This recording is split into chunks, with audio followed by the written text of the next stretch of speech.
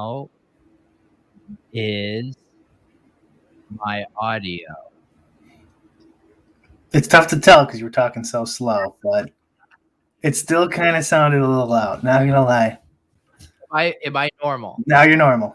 Okay, this show, it's cursed. Every time I come on, it sounds. What does it sound? I've never even listened back to it. I don't even know what it is.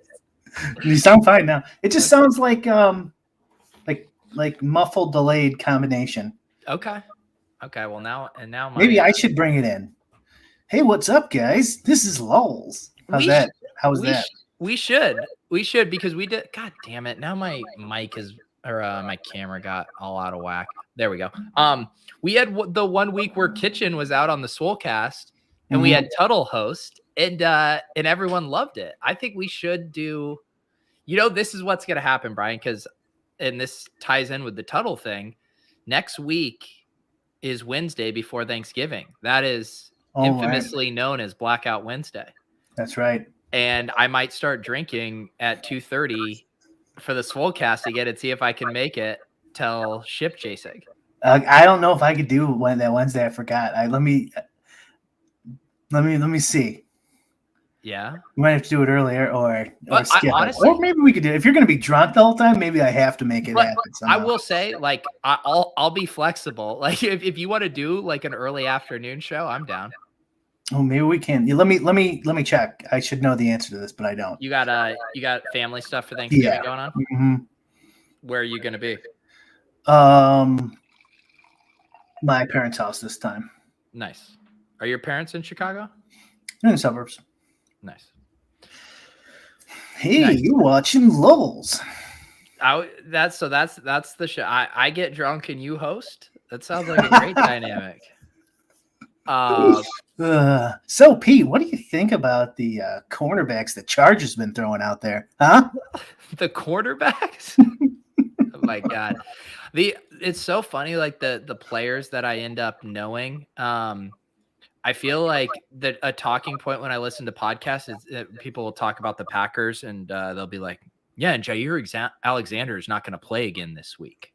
I'm like, okay, all right. So now I know that Jair Alexander plays for the Packers defense and has apparently been out for a while. I learn all of my defensive nuggets from fantasy analysts who just casually toss their names around. My defensive player knowledge was when I used to play Madden. And you'd have to know like specific backs and stuff like that. Other than that, like who gives a shit? It still tilts people like because it became a bit of a bit on ship chasing when I mentioned that I went to the sauna during ship chasing. And like there's some people that get like really upset that you talk about football, but you don't watch every second of every game. Like that makes people mad. There's a whole bunch of morons out there. So that doesn't surprise me in the slightest. And I will say, like, I will completely admit, I listen to, so like Sean Siegel over at RotoViz is one of my favorite fantasy football analysts. And I know he watches every game and I can listen to him talk and I hear how he applies the nuance to things. And I do really think that there can be some value in it in the right hands, but just like this blanket statement that you can't be good at fantasy or you can't be good at DFS if you don't watch every second of every game is pretty absurd. That's crazy. I'd say it's you kind of want to say the opposite, but like the whole petty theft, chess is okay, Steve Buzzard, also 80 hours a week DFS thing is like, for me, like it's like the 0.101% of guys can do that. Like not work that hard, but like benefit from it significantly. Yeah. And I had Rich Rebar on my show last week and I'm having Karain on my show on Friday. And I feel like one thing I've been talking to him about, because he's been doing really well in DFS and these small field tournaments, and he's super in the weeds. Not from a game watching perspective per se, but just in the analytics. And he writes up that mega walkthrough post for NBC Sports Edge. And I was curious, for him, how you get married to certain situations, right? Because you're like, oh, this looks like such a mismatch. This is such a good spot. And I think he's found a really good balance in like, using those as leans, using those as tiebreakers, but like if the projections or the ownership isn't bearing out that that's a good play, you just got to fucking detach yourself from that sentiment you had from your research. Yeah, and I mean this stuff. Well, I don't know. He's doing small field. Yeah, Yeah. that I love that small field strategy. It's not for me, but for the larger stuff, we've talked about this a million times. I say I don't think someone can keep all that in their head and calculate it all properly, and you're gonna like double count things and like I don't know, and like what's the difference? So like when I was doing all projections for all sports, probably like 20. When did I start? Like late 2014 up until 2018 for sure, exclusively just my stuff. Like it's kind of fun, like figuring out how to make projections and like go from like, say a guy's projected at 20 points and you get him at 22.6 or something, you know what I mean? Yeah. Like, and like that kind of stuff is cool. And then when you enter in enter in and you're different, but you're probably different in the right spots and stuff because everyone else is using crap. Like that's not like that fun to me anymore. Yeah. And also it's like a lot of work. And first of all, you got to keep up the database and keep up everything and update it. And it's a lot of work, but like and it's not from 20 to 22.6. It's like 20 to 20.4 or something. Yeah. And like the whole GTO and trying to figure out that side of the stuff is way more the last 2-3 years, way more interesting for me of like, okay, what can I mess around with on the back end here to gain that way? I think the thing I'm now running into is I feel confident in my ability to build smart lineups, but I also feel like a little bit of the blender stuff to play whoever you want. I'm like, I could look at like 5 or 6 quarterbacks or stacks or certain games and be like, I feel like I can build smart lineups around these things. And then it's like, okay, I'm going to make 3 or 4 lineups. And I don't actually feel strong enough about being like, oh, this is the one lineup and angle that I want to take more so than this one. And that's where I think Pat's been succeeding a little bit, is just feeling a little bit stronger about certain situations. Those plays end up in my lineups, but I'm like, well, this 2v2 projects similar to this one. I just shrug my shoulders. I don't really care, kind of thing.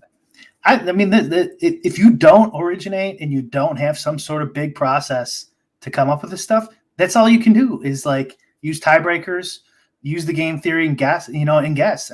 And some guys can be really good at it. And I'm not even putting it down at all. I'm just saying, yeah, it's not for me, basically. Yeah. I haven't talked to you recently about kind of your system and in the sims and stuff. Have you been rerunning a bunch of sims for different contest sizes, or like what contests have you been focusing on lately? No, yeah. Well, for NBA, I've got a whole bunch of new stuff. For football, I've just been getting my ass handed to me night after night, except in Showdown. But like, and I haven't adjusted for lower fields, but I think actually I've come up with something where I can probably piece it together. It's just a lot of time. Yeah, and I mean, all the fields I play there's a lot. Like even the Wildcat. How many people are in the Wildcat? Thousands, right? I think. Yeah. And it's like you can make adjustments for that, obviously.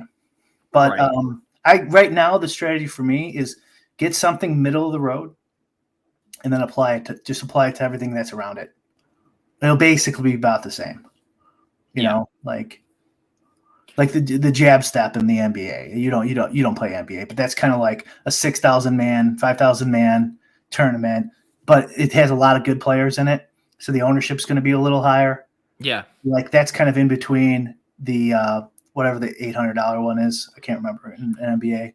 Yeah, and the big field one. So like, I think there's not solving for that, and then putting them in both of them is fine. Or even if you could do the Osmo strategy, make 300. Yeah. When you say things haven't been going as well for you in NFL, is that just small sample size, bad side of variance for you, or is there any part of it where you're like, I do want to rethink some things? That's a good. No, I'm always rethinking things. Always rethinking things. Yeah, it doesn't even matter if I'm winning. The slope of my graph is a little skeptical. I'd like to see someone else's that I respect, see what theirs looks like. Because the 1% outcomes is fine, but the slope of the graph is flat. And I'm in between whether that's okay or if I'm fucking it up. And because like a slope of an NBA GPP rotor tracker or whatever would be like a whole bunch of 1%ers, and then it kind of gradually goes down. Where my NFL one is a whole bunch of 1%ers, and then it's flat. And there's a lot of shitty ones in there because either I'm fucking up or I'm running bad. But I feel like it should be closer to the NBA one, but not because kind of like I wouldn't even hate like in these kind of crazy sports like PGA crazy variants. I'm saying that I could see the chart kind of looking flatter with and you're just they all kind of have a chance of hitting 1%, but also like you could easily shit the bed in these high variance sports. You know what I mean? Yeah. I'm not exactly sure. In the beginning of the season, there was my sim had some errors that I found.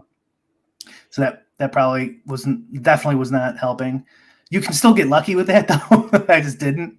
Well, explain to it just so we know what that means or what your thesis on why your NFL one or sorry, your NBA one isn't as flat. Like what would be kind of the difference between those dynamics? Because the players are more predictable. Like you should be closer to whatever your outcomes you're planning for on a night by night basis. Where so you're saying in NFL your outcomes are actually more kind of median? No. That just like you could the difference between like a 1% outcome and then that lineup finishing in the bottom 5% can easily happen in like high variance sports. And I'm saying I'm not sure.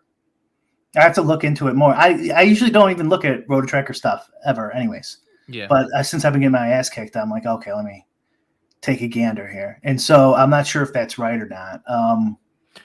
It could definitely be. It could definitely be wrong. So how do you go about doing that when you mentioned that you found maybe some errors in your model earlier, other than just kind of results and being like, normally I feel like I'm winning a little bit more. Like how do you debug that or figure out what's the error? Right. And the another thing too, Pete, there is I have 7 slates, I think, in there. Something like that. No, wait, I guess it is more than 7, isn't it? 9? We're entering week 11.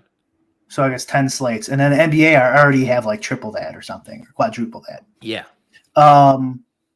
So I'm sorry, repeat your question. I did have an answer, but I lost my my question was like, how do you go about debugging or trying to figure out where things might be going wrong? So Petty's in the chat here too. So like my answer probably wouldn't help anybody. So like I bet Petty like would go through his process, which is probably very different than mine. If he's in a downswing or whatever, he has an idea and he's coming up with something new. So like for me, I would just go, I know what I'm doing. So I'll go, and I don't mean like I know what I'm doing, I'm smart. I mean like I know what my process is exactly. So like I would just go okay, it's not the sim anymore. I fixed that. Yeah. Right. And you could check that stuff. Yeah. You just be like, Tyreek Hill, 198 yards on average. Something's wrong there. He's probably not averaging 198 yards. Yeah. Right. So you could easily check that. There's a whole bunch of ways to check your opponents and what you're doing and stuff like that. But just like on each step, I can't really go into it because I don't want to give anything away. No, I know. Although I'm getting my ass handed to me, so maybe I should give it away. Fucking other people can lose. Yeah, no, I was just curious, like, yeah, too, if you're like looking at, really weird, you have like 50% of a guy and the field has 15%, and you're like, am I, pressing my edge on this situation or do I have an input on the opposite? The opposite. I thought that's something we could talk about too, is like the efficiency of the field. Remember this happened last year when I was DMing you and probably week 12 or something. I'm like, do you notice like the field is getting a lot closer to what the ownership's being projected on the sites? Yeah. And then like when I would run something, I'd get like even with the field on a lot of players. And then like James Robinson would pop or something like that back then. But like, it's like that's not a good sign. We don't want that. We want ownership to be all to wrong. You know what I mean? We don't want it to be dead on accurate. And with football, this is what I was thinking. I was driving here from Chicago, and I'm like, I wonder if like there's like so much content. All these guys have all week to think about it. There's not that much tricky injury news and stuff like that. It's like a little bit, but not a lot. It's not. It's not a ton. Okay, how many carries is McCaffrey going to get? To you NBA bros, it's nothing. Well, yeah, and like MLB and stuff like that, there's not as much information and stuff like that. But like McCaffrey this past weekend, it's like by Sunday, all these guys, Levitan and Osimo and whatever they're putting out there, like it's probably going to be right.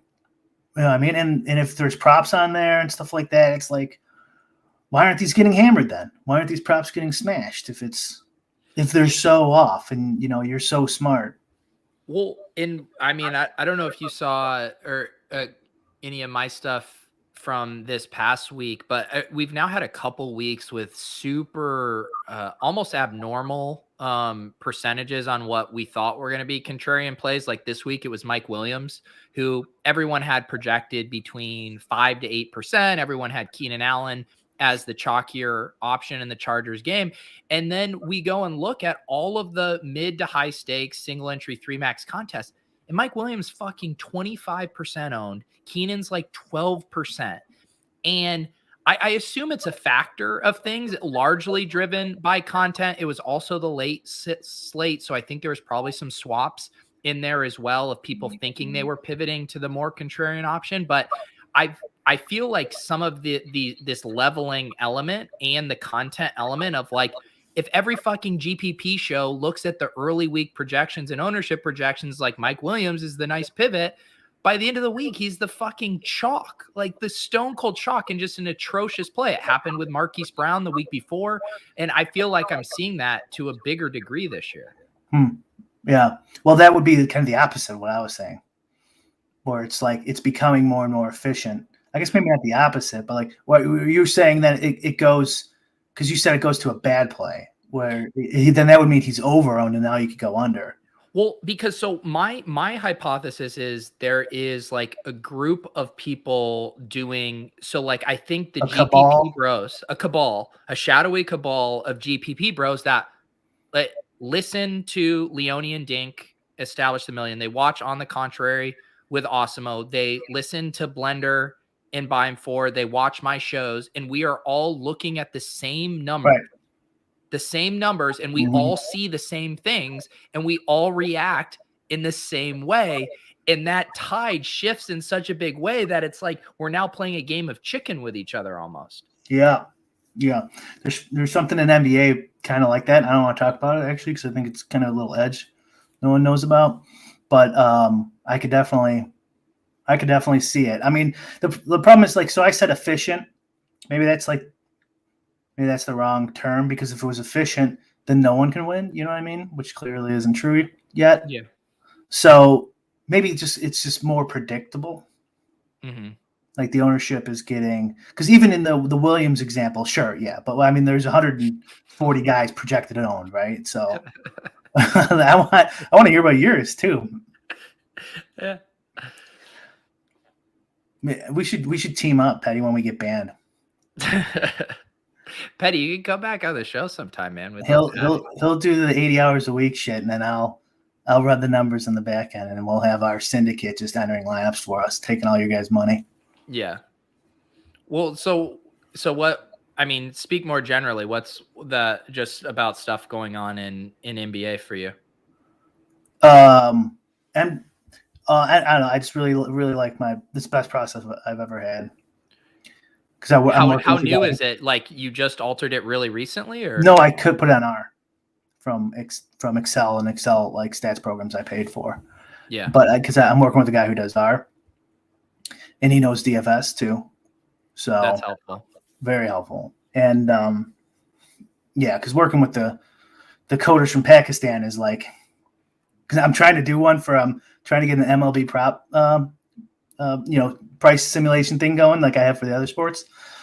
And I'm starting now because I always get, and he's like, I know cricket. I don't know baseball. Wait, So Is one he- B plus two Bs. Yeah, go. I was just gonna say, does he live in India? Yeah.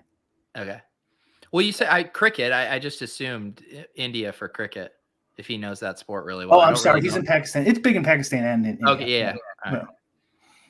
Yeah. And did you just I feel like that's unusual probably to find, 'cause when you were looking for this person, were you specifically querying for someone who was familiar with DFS, or was that just a lucky happenstance? No, it's a guy approached me. And then he Wow. started like showing me some art stuff he's doing. And then he just won me over. He took you guys. And he's moving in next week. No. What was our show we were talking about last week? 2 houses, 2 million. Oh, 2 months, 2 million. I swear, I still think Gelfand was on that fucking show. I don't know what's going on with that memory, but that's the DFS version. Bric's Pakistani coder moves. just a DFS buddy comedy. Yeah, what was I gonna say? And so it's not so it's the processes are different enough that you can't just port it over to NFL. They are two separate types of things. No, it's all the same. It's all the same general thesis. Yeah, basically. Mm-hmm. And just dialing it in more and adding some other ideas.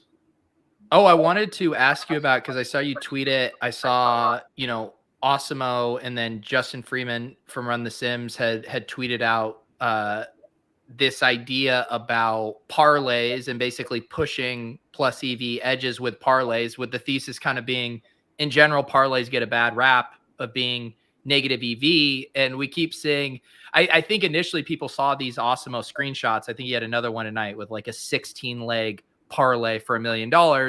And I think a lot of people just assume, oh, this is just a funny bit.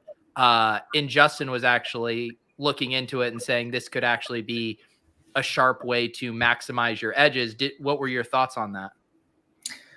I mean, I think the general idea was if you have an edge, you parlay it, your edge is even more, which is right. Yeah. Yeah. I mean, one of the reasons you don't want to do parlays is because you can line shop and just get a better line somewhere else. Even if you have an edge. What you really need is a decentralized exchange sports book where you can string together parlays across different sites to line shop and parlay. That'd be interesting. I did take some shit in my reply to him though, because it's like you only have 147 characters, so like these or whatever the fucking character limit is, and so like you can never. What's the law? Like Cunningham's law or whatever, where it's if you want to find out the answer to a question, just give the incorrect one online. Dude, have I told you that? How I will, I write the Fantasy Life newsletter every single day, and just like crickets, no feedback goes out to a massive email list. I had a typo one day, and I got 6 DMs from people I'd never interacted with telling me I had a typo. I'm like, this is how I get engagement. You just fucking put a mistake or have some kind of lag, and people love coming out of the woodwork for that. Yeah. Yep. That's exactly right. And mine was, and I tried to like frame it, where everything's understood, but it's kind of hard. Was like to look for correlations, like weather. We've talked about this before. Like, let's say there's 2 stadiums right next to each other, and the weather's going to be really bad that day. Well, you could take the under on rushing yards. I don't know, right? The point of it was think about things, like in these type of ways.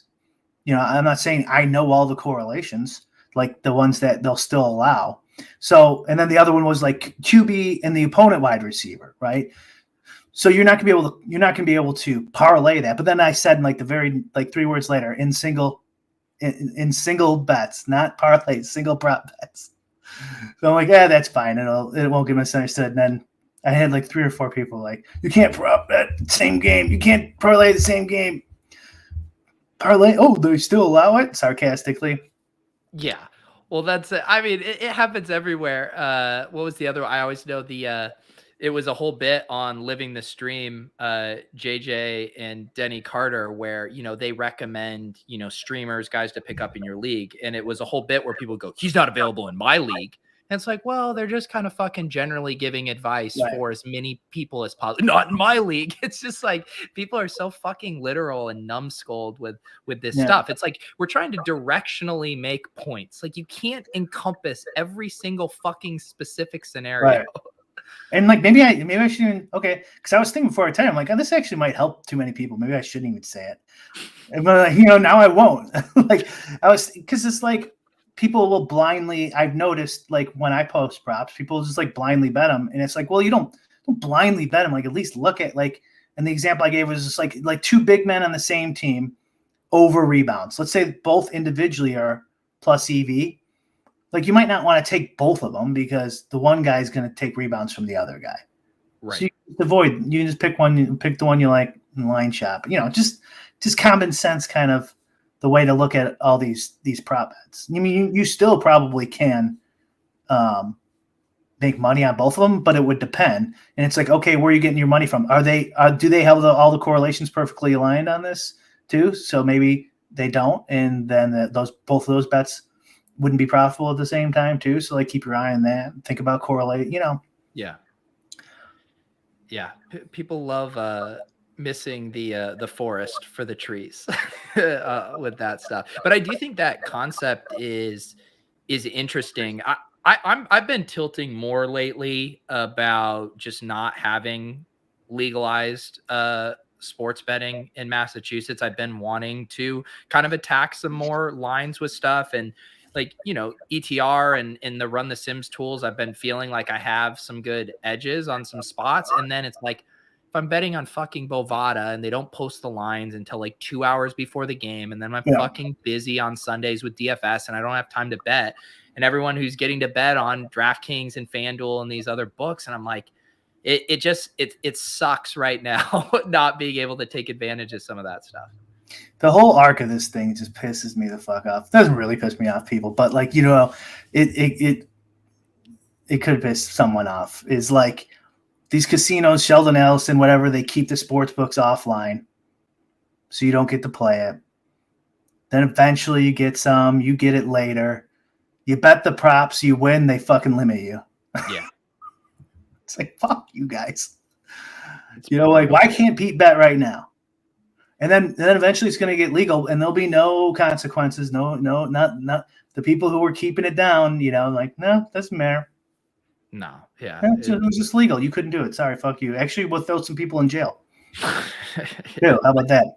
I know, and I'm even like hesitant to go down this rabbit hole because we've talked about this a bunch over the past year or so. Because I feel like we start to sound like a broken record, but it is just massively frustrating and incongruent with just so much out there. And it's frustrating. Yeah, it doesn't, especially Boston. I mean, come on.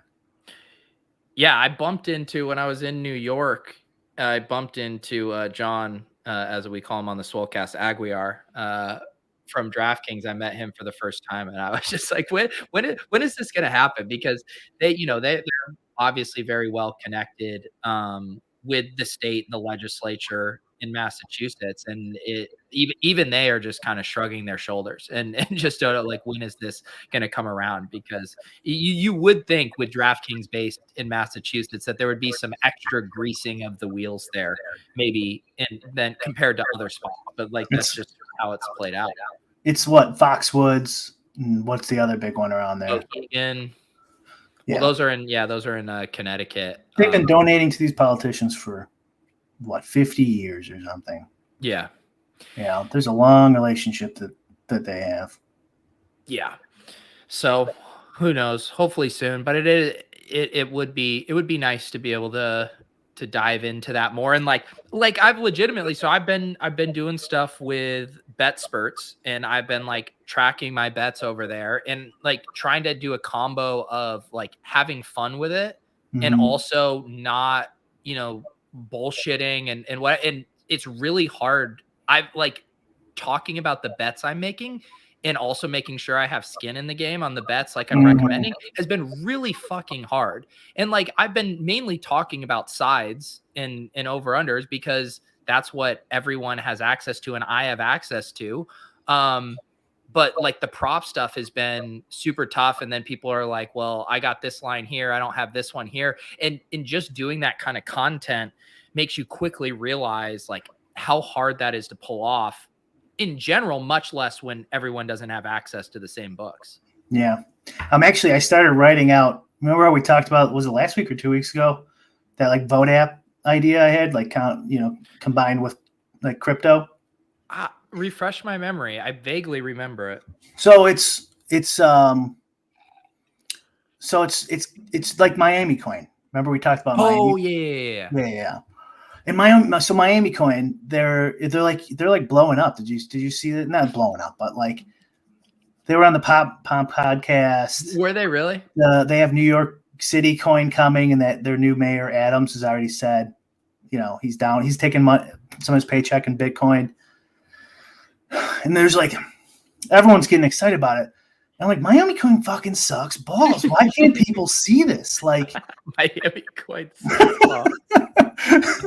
Miami coin sucks balls. Like it's like if you're a crypto bro, how can you fall for this? Like how could you like this at all? I could see someone like Matic who loves our government so much, but like but like if you're a real crypto bro, like all it is, and they said this in the podcast, it's a donation to your government. Yeah. Like who's fucking doing that? Who's like paying their taxes and they go, you deserve a little more. What crypto bro is cutting off their like Bitcoin? How much? That's too much Bitcoin. The government needs a little bit of, they're gonna do a good job with it. No, they're like, what if we could make extra taxes cool? Like, I mean, isn't that what it is?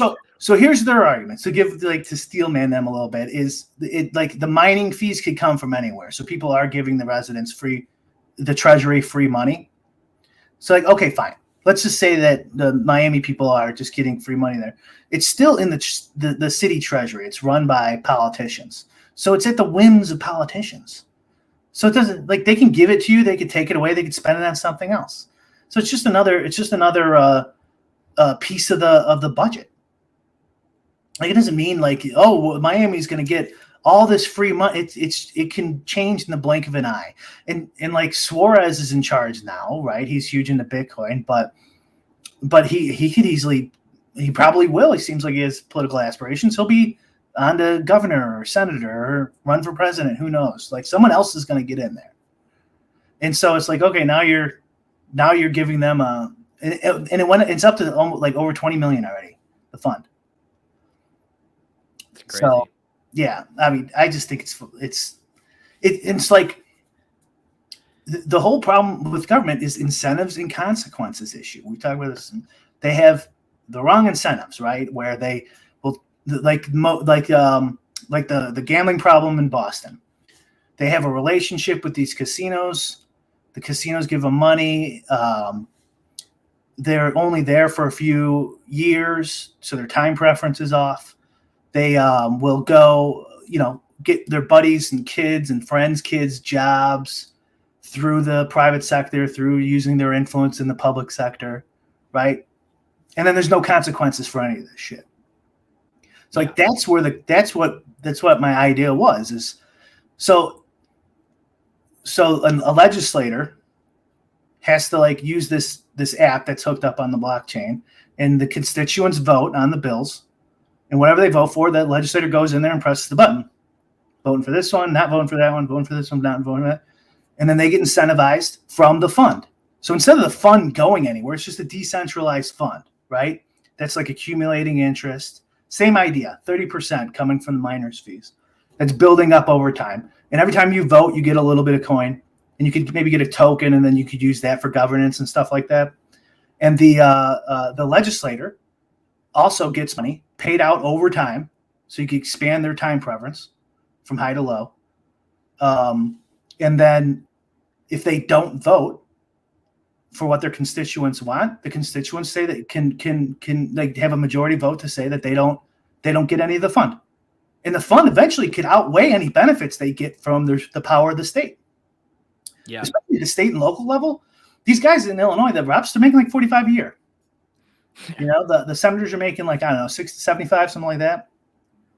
It's not a ton of money. Like most of the power comes from getting people jobs, connections, and then helping out, you know, businesses and stuff like that. What do you think is, you know, very generally speaking, you know, local governments and governments, you know, embracing crypto in a bastardized way like Miami coin, or shunning it, it's the boogeyman trying to legislate it in a way where they clearly don't understand it. Like, which one's worse? So this is what I want to add in this is there's an incentive for both user and legislator to vote crypto-friendly bills, right? And there already is if they're all getting paid from the fund. So why would the legislator do anti-crypto bills when they're going to cost themselves this free money? Yeah. You know what I mean? So it's like a built-in incentive consequence system away from government, decentralized. That has nothing to do with them. And you could also, you could do it a whole bunch of different ways. Like, so the fund could pay out to the constituents, like it could pay their taxes. And so like that would incentivize them to, you know, vote more cautiously, right? We talked about this last week that polls show two things. Voters want less taxes and more services, right? Yeah. Something, you know, so like it aligns all the incentives properly. And so like if you could bring in revenue from gaming and lower the tax burden, that's more money for the voters, right? So they would vote for it. They would probably just vote for it anyways. Right. So like if a legislator can't go in there and just vote for lobbyists, like, you know, the lobbyists of their choice, they have to do what the constituent says. They lose all those incentives. And then you'll attract legislators too. So like the fund, the New York City fund, it's already going. So when Adams gets in there, it's going to have, you know, millions and millions of dollars in there. So like the fund's just sitting there waiting for crypto-friendly people to run for office. Yeah. Right. So it's the exact same thing with Miami coin, except you change the incentives to more government, more free money for the government that they have total political power over to the voter with consequences laid out for both of them. Yeah. It does seem like you were saying with the, a lot of this stuff still feels so, you know, a generational divide of just waiting for the next generation who is more crypto tech savvy. You even see, like, I know Peter Jennings with the legislator in Denver that he knows that he's worked with on some of these DFS and sports betting bills. And he's a younger guy who gets it. Like, but those archetypes are still few and far between throughout, you know, governments. Yeah. That shit's never going to work. They're never going to do what you want. You have no power. You have no idea what's going on there. I mean, I work there. Like, you think you know what's going on at your local, like the bureaucrat's desk and decisions they're making, much less what bills are on your legislator's desk. Like, you have no clue what's going on. Very little what's going on. You have to change the incentives and consequences. Right. Like if you vote for drug laws, ruin someone's fucking life, and then change your mind, you should at least resign.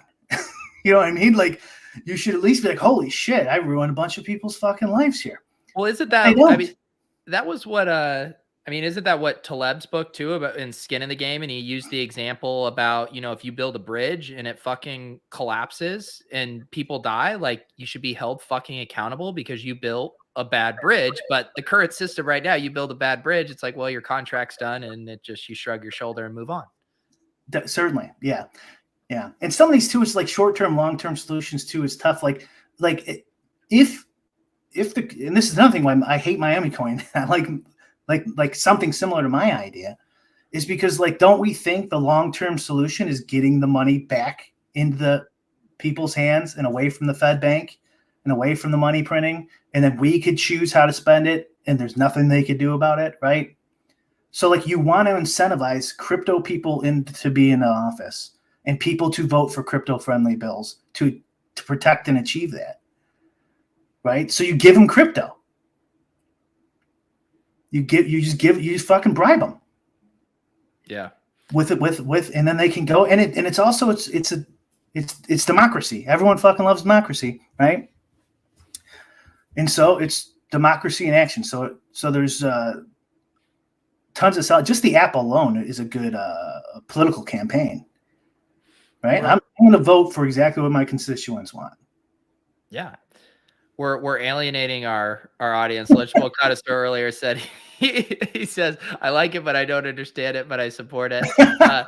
Petty went, I don't know, to make dinner, came back and said, I mean, this is the Lulz experience. Yeah, what do you guys expect? They want us to talk about Ben the Bettor or something like that, I think. He got a big role. What's that? So he got a big role.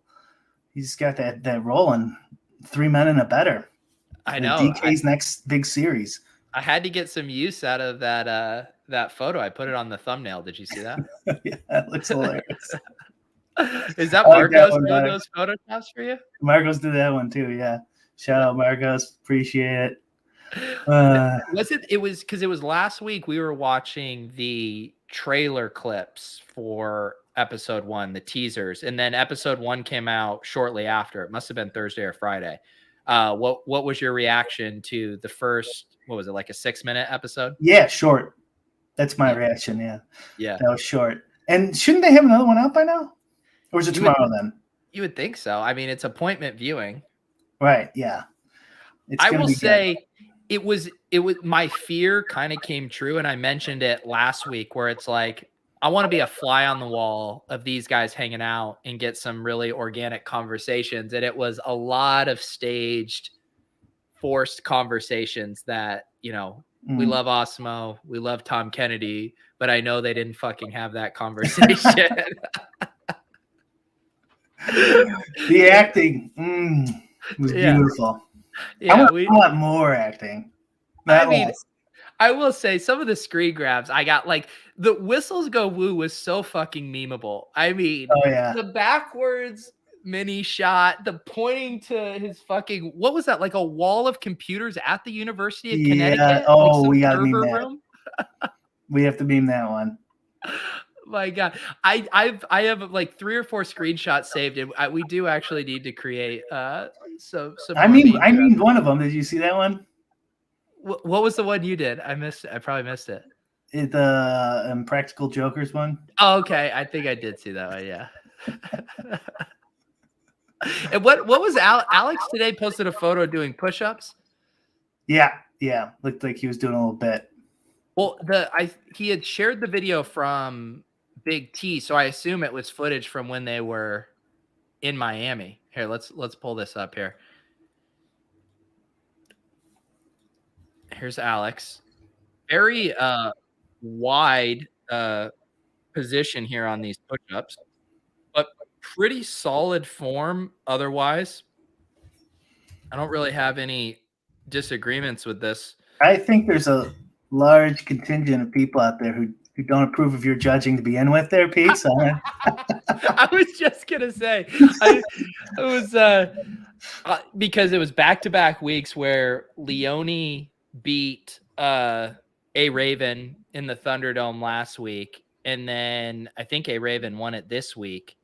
And A Raven tagged me in some push-up judge comment. I still see, I mean, who is it? Draft G, A Raven. There is a shadowy cabal of people who are still extremely tilted by the push-up challenge judging.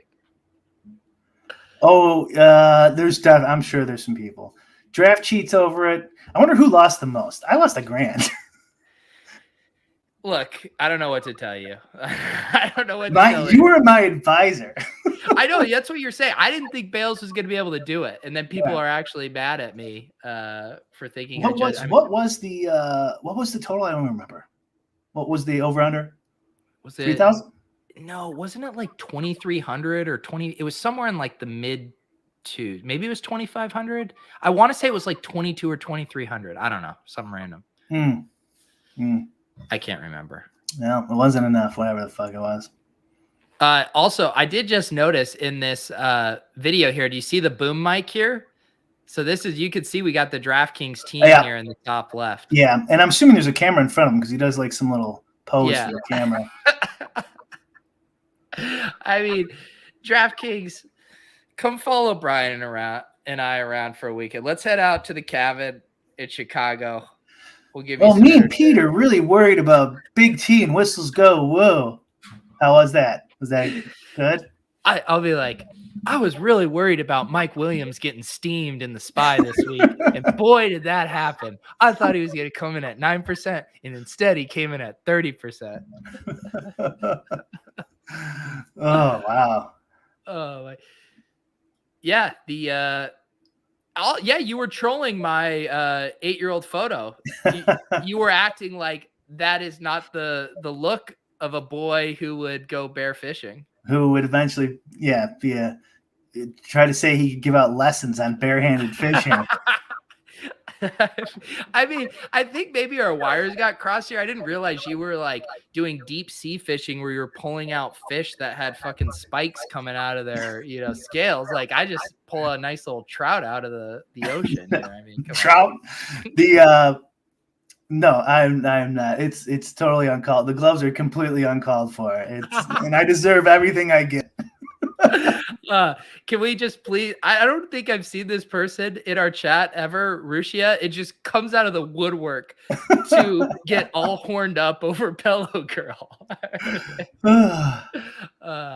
Man, talk about like a blast from the past throwback. So it's like almost a year and a half ago now, right? Because it's probably April or May of the pandemic. Something like that, yeah. The two like big events I remember I remember for me, early pandemic is Lowell starts, the RG Poker Open that was live streamed, and then fucking Tommy G came on at like 1 a.m. on that live stream. And then the push-up challenge. Like those were like the 3 tentpole events for me in those first few months. And I want to say it must have been mid-April to late April. And the Bales event was what we all needed to get through that time. That was definitely when nothing was going on. Because then we had our MMA live stream with Randone came on and stuff, but that was when MMA was like the only sport to come back. Yeah, I almost played. Have you been? How have the MMA streets been? I've been like taking Saturday as my day off, but I've been kind of itching to do some MMA DFS. 2 weeks ago, I could have won. I had a solo. Oh God, who was fighting? I needed the other side to win in the 5-rounder, and he lost. Yeah. The prize pools though are still pretty good. Yeah, that the pandemic wasn't good for everyone, but it was pretty good for MMA DFS. Dude, I just had another like flashback to that where I remember, when things were getting shut down and Rogan, who's the head of UFC? What's his name? Dana White. They're like the same guy in my mind, Joe Rogan and Dana White. They kind of look alike too. And Dana White was just like, no, dude, the show must fucking go on. And I remember being like, I'd really gotten into MMA DFS, and I said, I need to savor these last few slates because you could tell it was close to all getting canceled. And I remember just absolutely savoring a Saturday afternoon MMA slate in fucking Brazil. I think it was. It was because it was the only show in town. I mean, it was fucking who is our golfer, outlaw golf tour and Brazilian MMA events. What was that guy's name? The outlaw golfer who missed the tournament. Our guy Hoffman. Yeah, Hoffman. Sure. Noah Hoffman. Yeah. MMA was going so strong. They had like Wednesday night slates too. Remember Wednesday night slates, Saturday slates. That was sweet. Yeah, that was awesome. They should bring that back. That was sweet. It should be Thursday or Tuesday. It's so funny too how like, at the time you feel so starved for action, and right now you're like, yeah, it'd be nice kind of if there's just only one thing going on, and it just I just played MMA DFS, so that was the one thing. I don't know. It was a weird time, but it was very enjoyable. That was the start of that fucking shirt you're wearing. Oh, did you see my new shirt here? I see it now. I was trying to wonder. I was like, what the hell does that say? Oh yeah. That was the start of it. League of Legends and MMA. A lot of dupes in those sports. Mm-hmm. Mm-hmm. A lot of dupes. Little known fact for a time. Yes. Get your I will legitimately say the hoodies in the store are incredibly comfy. If you guys want a Lulz hoodie or a Don't Dupe Me Bro hoodie, link is down below. Super comfy hoodies. I can actually highly vouch for the quality of the merch this go around. I know back before we had TeePublic, it was so. We upgraded it, and now you can walk around in the grocery store with a shirt that says "Don't dupe me, bro," and no one will know what it means. I was wearing my hand builder hoodie on Saturday, and I saw my in-laws and I saw my mother-in-law just like kind of crane her head looking at my hoodie, trying to figure out what the fuck I was wearing. Good luck with that. Yeah, let's see what else. BTB, he is on the opposite of a heater right now. Oh yeah, he's not doing so hot. It's been rough. And I haven't been fading him either. Yeah. Oh, lost a small fortune. You could have. Yeah, it's tough sledding. I mean, it doesn't seem possible. It doesn't seem possible. And I notice in our Lulz Discord chat, and I see this pop up all the time, people not believing he's real. They think he's a character. They think he's a bit. I mean, you talked to him on a call. You didn't see him, but you talked to him. You heard his voice. Like, I refuse to believe that this is anything but real. Oh yeah. Well, even if it's fake, who's ever faking it, it's amazing. It's so far outside, like how many standard deviations outside of normal.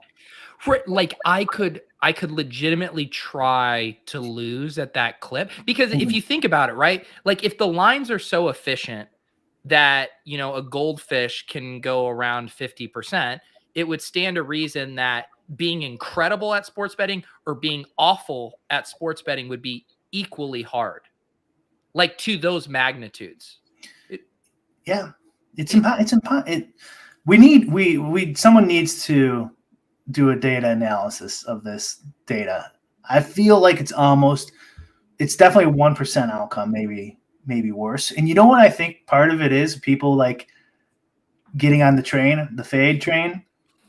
We're talking about Ben The Bettor here for people who aren't following us. It's like Bitcoin kind of, where like, all the people who've always hated Bitcoin were like, 10,000 is too much. I'll wait till it gets down to 5. We're like, 30,000 is too much. I'll wait till it gets down to 60,000 is too much. I'll wait till it gets down to 40. And it's like, they're like, okay, he lost 15 in a row now, so I'll wait till he has a good day. Then I'll get in and fade him. Right. And it's like, no, it just keeps going down. It's the opposite of Bitcoin. It would be like going to the roulette table with Ben The Bettor, and it's like eight blacks come up in a row. And then you're like, okay, red has to come out. And it's just, no, Ben The Bettor, it's just black. That is a fucking great idea. We should pay to fly him out. This would be a good show. Pay to fly him out, and we'll fade his craps game. We'll take him to the casino. We'll fade him. We'll go to the sports book. We'll fade him. That idea, I was literally about to say something similar, which is like DraftKings. Like just scrap the thing with Osmo, Big T, and Whistles. Oh, I want to see that. Just pay fucking Ben The Bettor $50,000 to make a documentary series about him. I mean, we would fucking consume the shit out of that. It can't be DraftKings though, because he's losing, and so they look bad. Right? They got to hide that most people lose at sports betting. All right, we're gonna find an independent. We need an independent filmmaker. We're gonna create a DAO to raise money to fund this production. Oh my God, it would be. I'd definitely watch it. And just if DraftKings listening, please release the GOAT. Like that's more content for us, Pete. Like we have to see how this turns out. I'm sure there's gonna be some gold stuff in there. But yeah, that. Someone with him would be fantastic, but he doesn't like being on camera or whatever. Like he won't do anything. Yeah. And I'll show you, like, so my Betspert record right now is bad. Like, so the thing that sucks about it is I've done good on props, but their props tracker Like you can't, they don't have a tracker for props. So this is just my record betting sides and totals here. And I'm 33, 37 and 1, 47.1 for 0.4% win-loss record here, -8 units. So this is what someone trying what their record looks like, Right. trying to beat sides and not moving on lines quickly. Like I'm betting these or I'm tracking these later in the week. Like I'm not doing this optimally. Well, it looks like you're mainly sides and totals in the NFL. Exactly. Yeah. So that's like the second hardest market on the planet. And but I'm just saying, he's like, betting everything. He's betting everything and props and stuff. I don't need, it'd be so fucking hard to do worse than that. Cause you're just flipping a coin every time. What if we gave him, I'm trying to think of this show. We give him a role. It's like Brewster's Millions, like Ben the Bettor's Millions, right? Like you give him a role and like, you got to come out of this with nothing or $1 million or something, right? Yeah. It would be or the opposite. Yeah, and then you just fade them the whole time and just. It's crazy. It's true. And I get where people are coming. People did it with the counselor too. They're like, this has to be a bit. And I'm like, I don't think it's a bit. I do think it's just something magical that's happening. These two things aren't synonymous though, because like the counselor, okay, so the counselor could be, yeah, he could be a fake personality, but he's not putting his bets up there tracked. Everyone can see it and have like a 4 standard deviation outside the norm outcome. Right. Or whatever. I mean, it's huge. He could be a complete fraud and it's still amazing. Do you know what's interesting too, thinking about the two great betting personalities? Like if this is the year of Ben the Bettor, a lot of people forget that our generations or previous generations, Ben the Bettor was the cash out king. And the cash out king social media strategy was basically the inverse, right? Where you didn't really publicly talk about your plays. It was like hidden in a Telegram group. And then you just posted the receipts and the tickets of your big winners, right? Where Ben the Bettor is like the opposite, and that he like posts all of his plays, but never has a winning ticket to show. Like no one's ever seen a big Ben the Bettor winning ticket. Yeah. And this is why he should like show his face. Like that takes balls, man. Like he's at least he's doing it. I know you agree with me. I'm just saying. I 100% agree with him. Yeah. I literally don't have like, I have decently thick skin. I do not have the constitution to do like even me just pulling up my record there on the screen here of my, like, I'm embarrassed by this. Like I track these picks and like, whereas at least with like DFS, like I don't feel embarrassed about it when I have a losing week because I know that I'm now a profitable player in the tournaments I play. And I feel like I have some sort of, expertise or whatever. Like it's fucking embarrassing to show that you're losing at something like over and over. And like the fact that he's able to go and just do that day after day it's honestly very commendable.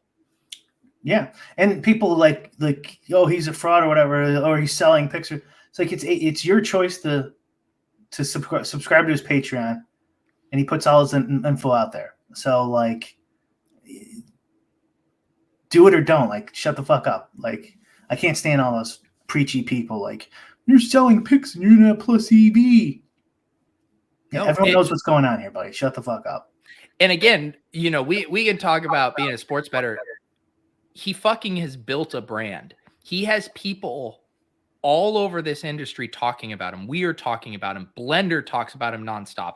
Osimo is in his mentions. Like the dude has built a fucking brand, and that's actually pretty hard to do. Yeah. He's got to figure out how to monetize it. He does, and I do. That is where I think. What about this? What about a sit down, 1-on-1, Vegas Dave, Ben the Bettor, just record them chat for an hour? I would love to see that. You're gonna have to have someone moderate that. Can I moderate it? No. Let it just go. They're not gonna be able to ask each other questions to facilitate an interesting. Just lock the door. Just two men huddled up in corners of a locked Padded room. Yeah, that would be great. They think they're gonna die and like see what they like comes out of them. Like Yeah. Man, it was all a fraud. Ben, I am a fraud. Yeah, and again, I'm torn because as a content consumer, I want to know more about Ben the Bettor and his story. Like, I'm curious, like, what is he up to during the day? How does he pay the bills? Does he have a side job? Does he have a nest egg? Like, how much is he actually betting? Like, I have all these questions. On the other side, the internet is fucking ruthless. I like compartmentalizing part of my personal life with my online content life, and I don't begrudge him for wanting to keep those things separately, because the problem is he can take people making fun of his bad picks, but it's a whole nother thing if people start making fun of your looks, they start making fun of your job and stuff like that. And we can all joke about his picks being shitty. I know where to walk up to the line. A lot of people don't know, and they fucking blow past that line and say awful stuff. He will immediately get ripped on. Exactly. And that's why it's like, that will happen. I don't blame him. And like, we invite him on this podcast. I wouldn't fucking come on this podcast. How about this? We can have him come on. We'll do the whole, it just says, his logo on here. He doesn't have to show his face. Yeah. I would be happy to do an audio version of that for him. Maybe next time we talk to him, we'll offer that. And we have, I don't know what we've been averaging on between our two channels and podcasts, like just under 4,000 views about an episode. If we got him, how many do you think we'd have? I think it'd do pretty well. I think it'd probably rival the chess episode. So like 8,000, something like that. Yeah. I mean, there still is like a cap level of interest, but it's good pub for him. It is. I think he would need to dial in whatever he was selling. Like, well, we could probably convert some Patreon out of those 6,000 people. We would probably convert a couple. Yeah. I'd also say in the same way I would buy Ben the Bettor merch, and I would. I'll also put this out, Ben the Bettor, if you have like a shirt idea or an Evil Empire idea, and maybe I'll message him, I would be happy to host it in my store and give him the profits or whatever that come from that, just so we could sell some Evil Empire Ben the Bettor merch for him. That's a great idea. I mean, we bought Vegas Dave merch. We did, and yeah, I mean, we can just cut out the middleman and give the profits right to BTB. All right. You're here, Ben.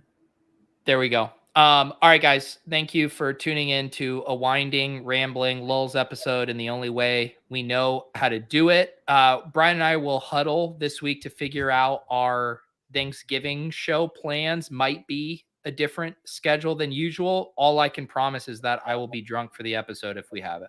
Yeah, good. That'll be fun. Someone's saying Cash Out King in my YouTube. Cash Out King's back on Twitter. Is he? I missed that.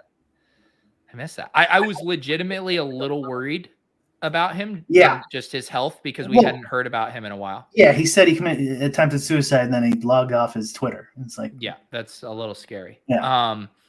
So we'll get to the bottom of all these mysteries. We'll be back next week. We'll figure out the time. If you guys want to chat with us about show topics, we're in the Deposit Kingdom Discord in the Lulz channel. You can check out Brian's Discord, Brian's site, bric75.com, where he'll post PGA ownership, other props stuff. Check it out. See what him and his Pakistani coder are up to. Get those Lulz hoodies if you like. I recommend the one in white, super comfy. We will be back next week. You can get the audio version, as always, on your favorite podcast platform. For Brian Hooper, I'm Peter Overzet. We'll see you guys next week.